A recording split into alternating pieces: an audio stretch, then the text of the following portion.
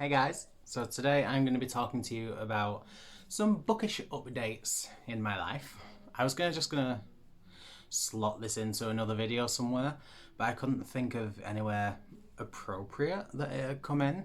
So I just decided, what the hell, I'll do my own separate video. Hopefully it'll be a bit shorter because I have nothing too big to say. I have big things to say, but it's not a lot. So, just to get straight into it, one of my first updates is that I have convinced my mother to let me get a reading couch for my bedroom, which I'm really excited about. It's a really big deal for me. So I don't know if anyone doesn't know, but for a bit of context, after I graduated university, I moved back home and I currently live with my mother because when I was leaving university, she got quite ill and I thought, right, well, I have nowhere else to go when I leave uni. I will come back home, help take care of you. Life is fine, we'll do that. And then when I started working, I became self-employed and I realised that that is not exactly secure for me.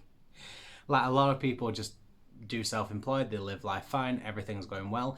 For me, I'm a stress head and all I keep thinking when I'm self-employed is I could lose my job in a second. I have no jobs.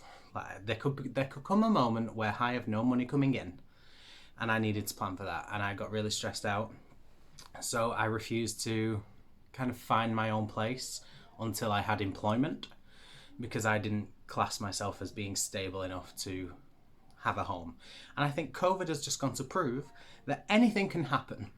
And when COVID hit, I lost a lot of my hours for work.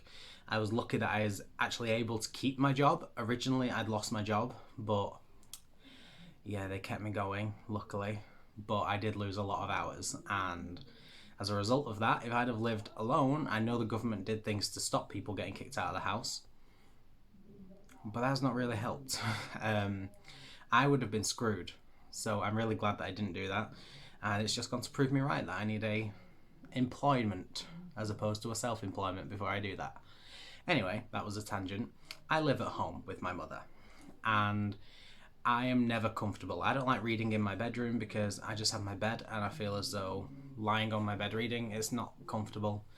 And when I sit downstairs, my mother is someone who's always in the house, especially during lockdown. And when she's in, she doesn't like silence, so she'll always have music on or the TV on. And I'm not someone who can read with any sort of noise. I need silence to read. So we clash. So I don't like reading downstairs either.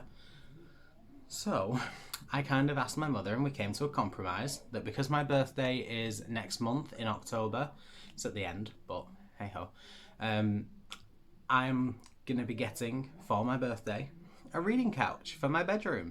I'm going to be reorganising my room. I'm going to put a couch there where my series bookshelves are. And it's going to be amazing. It's a place where I can sit and lie down and be like, yes, this is my couch. I'm happy with it. I hope. I hope that fits. I don't know. I'm getting a couch anyway. Doesn't matter where it's going. But I'm getting a couch. And it's going to make me so happy. And I can't wait. And it's the best day of my life. Now the next update is the one I really need to update people on. And I feel like no one's going to care, but I care. And some of my closest friends will probably care because they'll probably hear it and be like, whoa. And it's probably what I'm going to put in the tagline so that anyone who knows me sees that and goes, shit, I need to watch this video. I am stopping collecting James Patterson books. That is a huge deal for me. Anyone that knows me will know that I love James Patterson with a passion. I love him so much. I love his books. I collect every single one. And I've been collecting for 10 years. And I have half of his books. And I just can't keep collecting books. Like the amount of money it's spent, I just can't keep doing it when I'm not getting anywhere with it. For 10 years of collecting and I've not even found, like I've not got all of his books. They're not particularly hard to find. I just can't afford to keep buying them and I just can't keep doing it. And realistically, I've come to realise after talking to a friend of mine that there are some books from the James Patterson collection I've actually read and I hated and I will never reread them. And I just kept saying to myself, well, why am I keeping them then? what is the point of me keeping them when I know for a fact I am not going to reread them? And then I thought, well, you've been collecting them. You can't just get rid of them now. Now you're collecting them all. Like, you're meant to keep them. And then I thought, well, maybe it's time that I stopped collecting then. And that was a big decision for me. That's been 10 years of my life, looking in charity shops, finding books online, asking for them for my birthday. That has been 10 years of collecting for me. And the idea of stopping was really, it was heartbreaking. And I got really upset about that last week. I really struggled with that. And I know it sounds a bit daft to get upset and emotional over something like not collecting an author's books anymore. But it's just, I think, the right decision for me. And I'm actually also going to be unhauling some of the books that I've read that I don't want to keep. I've actually taken so many books that I was planning on collecting off of my wish list because I think I don't want the books. I'll read them. I do want to read them. That's the thing. I'm going to stop collecting them, but I'm still going to try and read all of them because I do love them. I do love James Patterson. I want to read his work, but I don't want to collect books that I'm never going to read after the first time. His first book, the Thomas Berryman number, I read and I hated. I hated it with a passion. Some of his like middle grades and child books, I enjoy them when I read them, but I probably won't read them again because they're nothing spectacular for me. So I'm going to still read them, but I'm not going to collect them. And that was the biggest and hardest decision I have ever made in my life. It really was. It was very difficult. And I'm now okay with that. I understand that that is just something people do. And now I'm starting to feel how upset and emotional people got when turf wars happened and they had to get rid of some of their much loved books because they just couldn't keep them anymore.